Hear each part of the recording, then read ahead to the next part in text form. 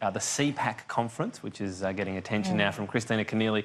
She says the government should block some of the attendees, singling out Raheem Kassan, who has said the Quran is fundamentally evil before, also said of Scottish National Party leader Nicola Sturgeon, following a miscarriage she had, that her legs should be taped shut so she can't reproduce. Do we want them in Australia?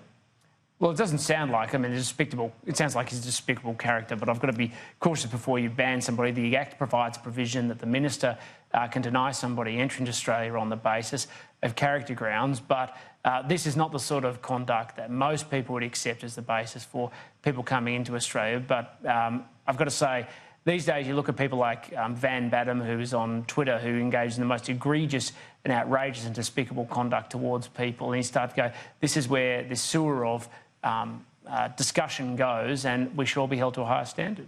I think the bigger issue here is the fact that there are Liberal Party members, backbenchers and senators who are speaking at the same conference and associating themselves with people who are essentially extremists, and who in the past, these kinds of extreme views and people who hold these extreme views have been banned from Australia and have been denied a visa.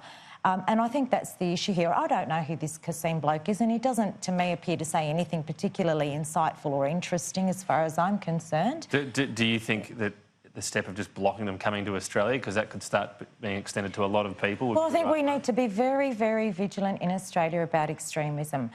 While I am very, very cautious of drawing a direct link between hate speech and violent acts of extremism, there is a link, and I think that particularly after the Christchurch attacks, as well as other attacks around the world, we have to be vigilant about this, and we have to take responsibility. How do you feel about some of your colleagues attending?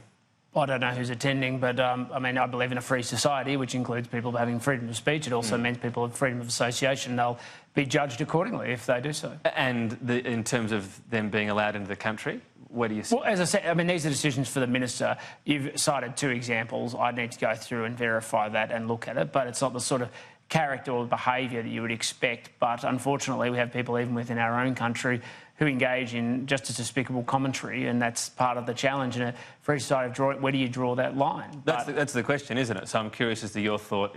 Is it a judgment of their character that you'd say no, and I accept you can delve into more detail perhaps about this particular person, yes, and even if you don't think it's necessarily them inciting hate, that character test should be exercised?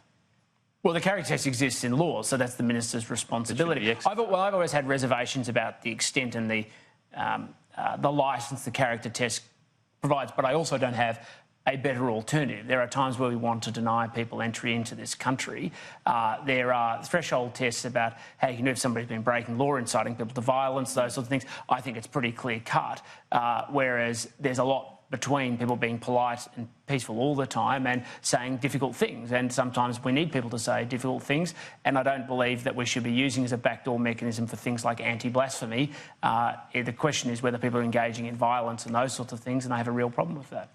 We'll see where this goes. As I said, Christina Keneally trying to get a bit of attention over the past couple of days, but we're out of time, so perhaps the discussion, if and when they do end up visiting in this CPAC conference, should be interesting, if nothing else. Tim Wilson, Anne Aly, thank you.